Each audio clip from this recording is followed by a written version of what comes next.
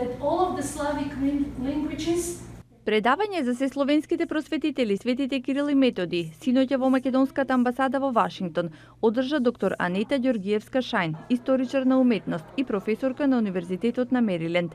Целта на настанот, како што велат организаторите од Форумот за демократска Македонија, е пред се во Соединетите Американски држави да се промовираат македонската култура, јазик и културно наследство. ме фрапира фактот што често пати се наоѓам во ситуации луѓето да не знаат од каде воопшто потекнува таа кирилица, кирилското писмо.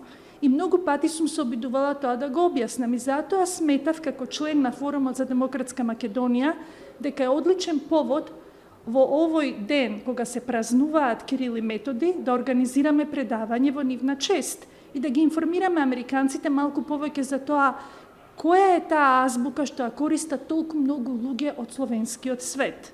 Таа стави посебен акцент на значењето на сесловенските просветители за целиот Балкански регион и за Русија. Значењето на Кирил и Методи не само за Македонија, за Бугарија, за Србија, за Црна Гора, за местата каде што се користи кирилица, туку дури и за земји како Хрватска, Словачка и Чешка.